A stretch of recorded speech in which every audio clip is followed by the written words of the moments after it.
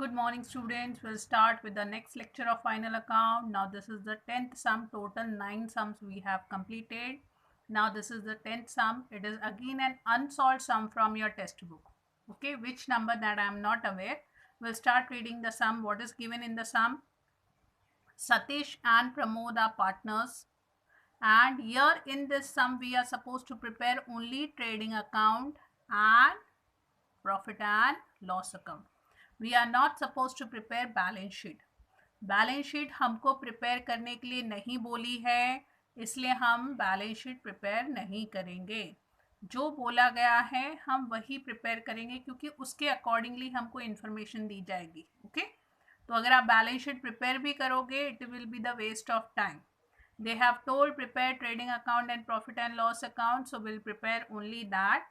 उसके पहले आपको पता है हम क्या करेंगे, कौन कौन से ट्रांजेक्शन के लिए एडजस्टमेंट है वो हम मार्क कर लेंगे. तो उसके लिए हम एडजस्टमेंट की तरफ जाते हैं. पहला adjustment as usual closing stock है. दूसरा है outstanding wages. So where we have wages here. So this we have to write in first column.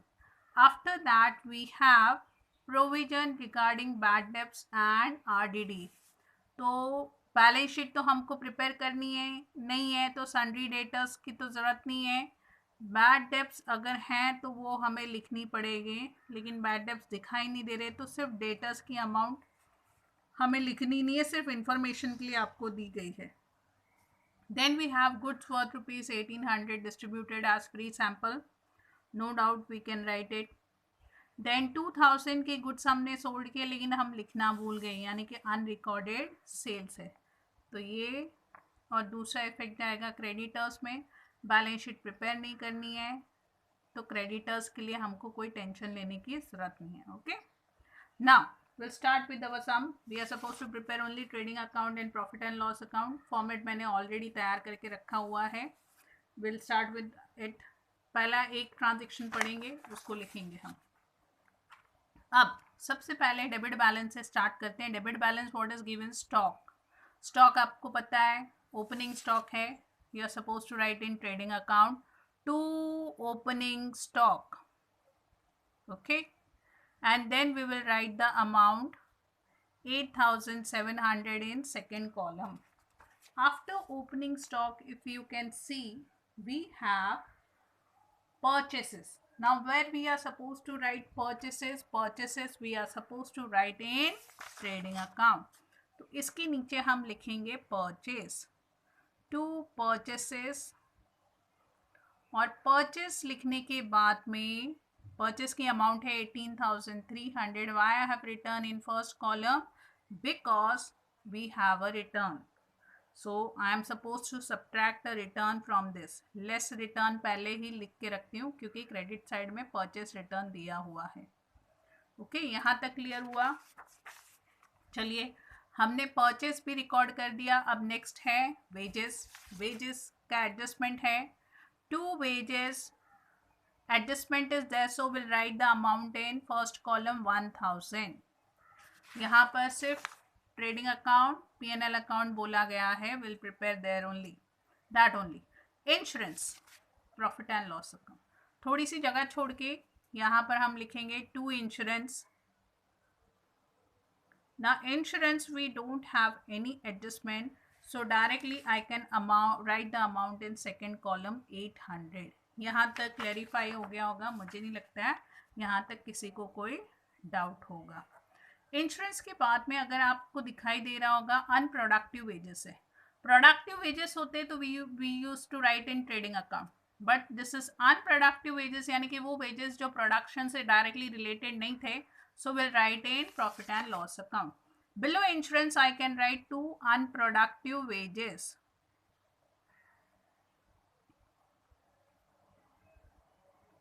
Directly we can write the amount in second column 1400. Okay.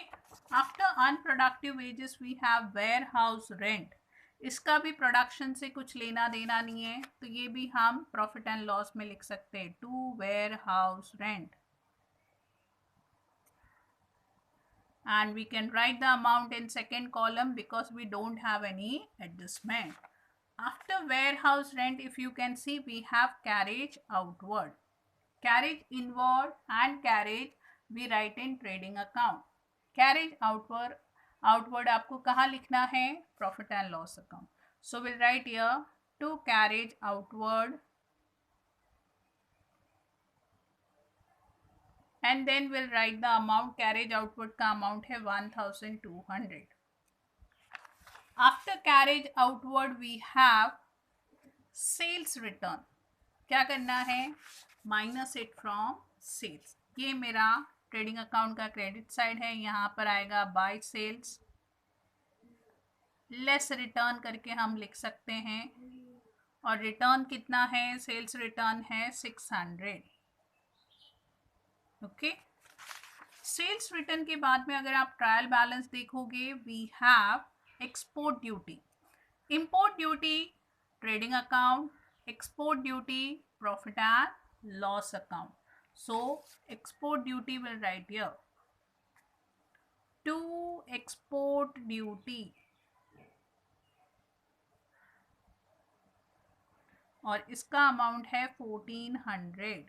Okay, यहाँ तक हो गया हमारा. उसके बाद में दिया है हमको custom duty.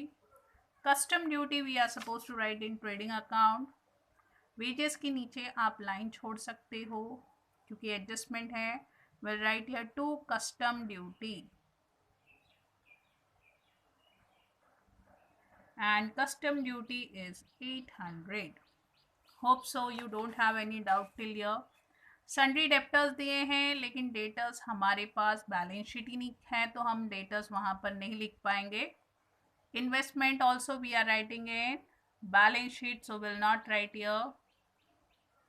Factory rent, factory word use किया है, सो directly you are suppose to write in trading account to factory rent. सिर्फ रेंट होता तो we use to write in profit and loss account, लेकिन यहाँ पर फैक्ट्री वर्ड दिया है directly related to production, so direct expenses are written in trading account.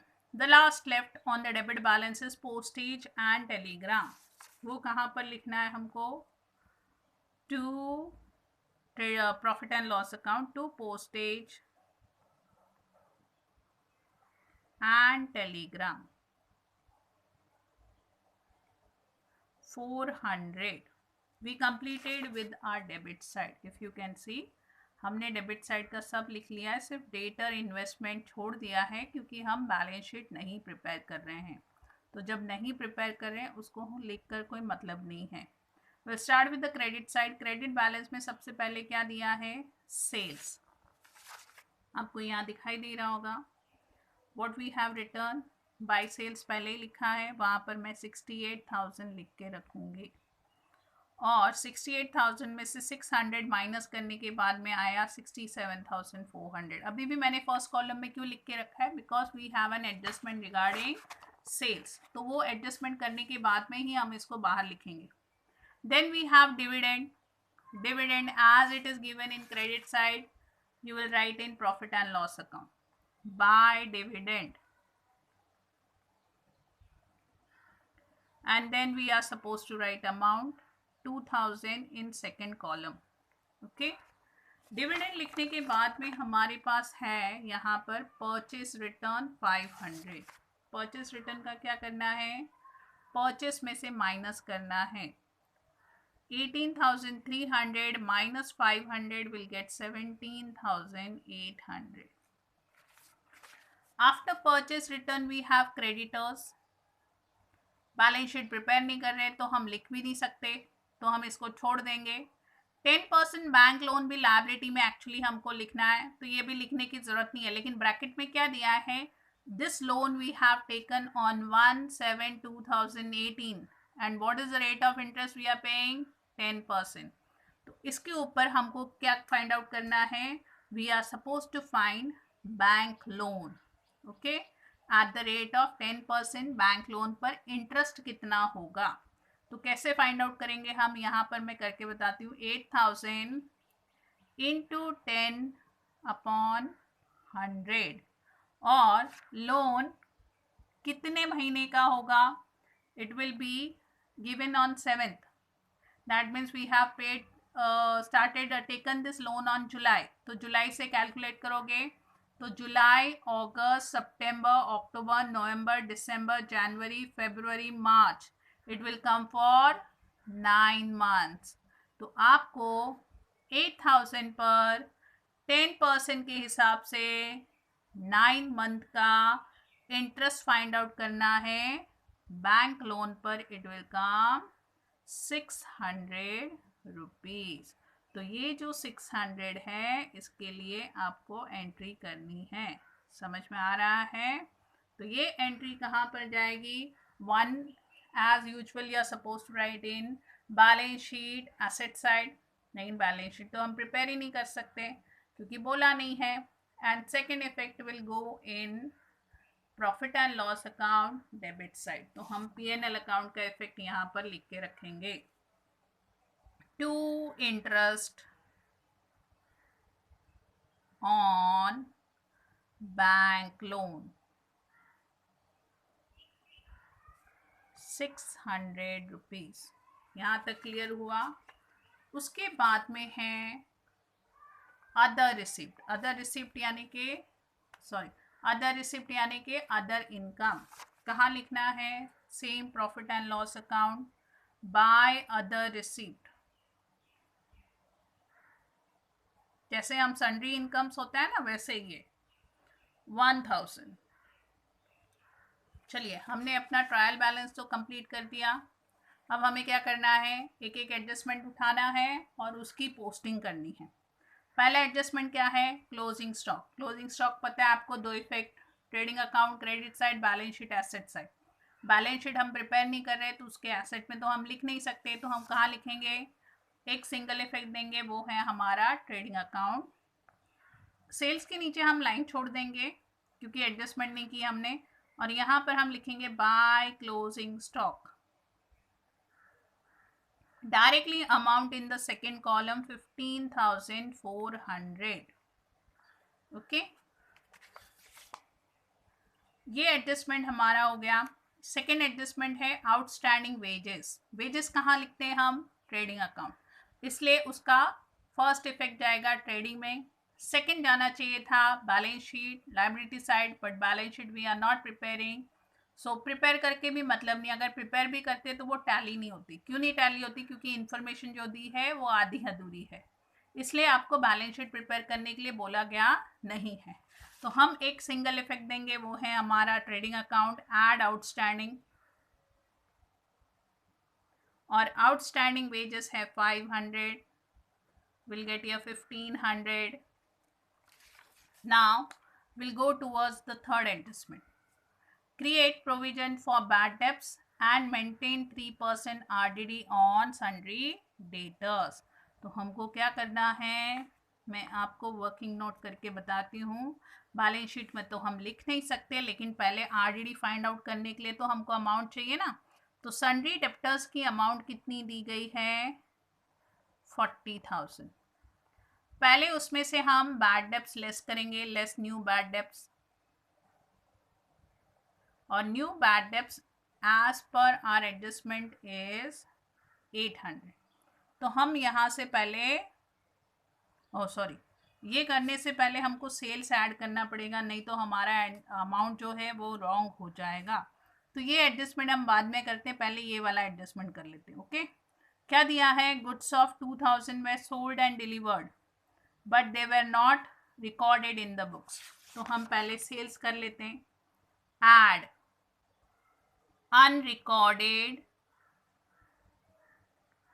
sales कितना है? unrecorded sales 2000 and total will get 69,400। अब इसका जो सेकेंड इफेक्ट आएगा वो जाएगा हमारे बैलेंस शीट में। ये बाद में लिख सकते हैं हम, पहले लिखेंगे unrecorded sales 2000। इसके अलावा अगर हम फाइंड आउट करेंगे RDD रॉन्ग हो जाएगी, तो विल गेट हियर 42,000। अब इसमें से हम न्यू RDD माइनस करेंगे, क्लियर हुआ? न्यू बैड डेप्स माइनस करेंगे, और न्यू बैड डेप्स से 800 rupees. After subtracting you will get 41,200। On this amount we are suppose to find new RDD. अगर आप इस अमाउंट पर फाइंड आउट करोगे तो RDD will be wrong at the rate of 3%. 41,200 पर 3% के हिसाब से आपकी आरडीडी आएगी 1,236 रुपीज. ओके, अब इसके आगे तो हमको ज़रूरत नहीं है. हमको किसकी ज़रूरत है? ये अमाउंट की और ये अमाउंट की. इसका इफेक्ट कहाँ जाएगा? हमारे पीएनएल अकाउंट में. तो हम प्रॉफिट एंड लॉस अकाउंट में लिख के रखते हैं. बैंक लोन के नीचे लिख सकते हो टू न्यू बैड डेब्ट्स. कितना है new bad debts? 800 rupees plus new RDD. And what is my new RDD? 1,236. So my total is 2,036 rupees. Okay, यहाँ तक क्लियर हुआ? Then next we have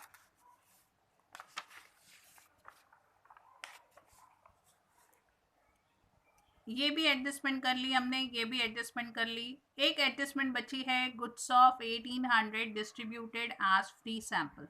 क्यों डिस्ट्रीब्यूट किए होंगे एज फ्री सैंपल? क्या motive था हमारा डिस्ट्रीब्यूट करने के पीछे?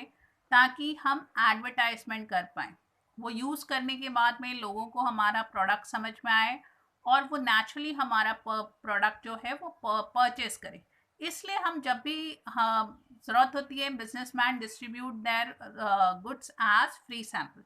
अब इसके जो दो इफेक्ट जाएंगे वो जाएंगे आपके ट्रेडिंग अकाउंट में, and second effect will go in profit and loss account. So first we'll write in trading account, buy goods distributed as free samples. कितने के गुड्स डिस्ट्रीब्यूट किए हमने? 1,800 के. Second effect, to advertisement. Why we had done this distribution? In order to advertise.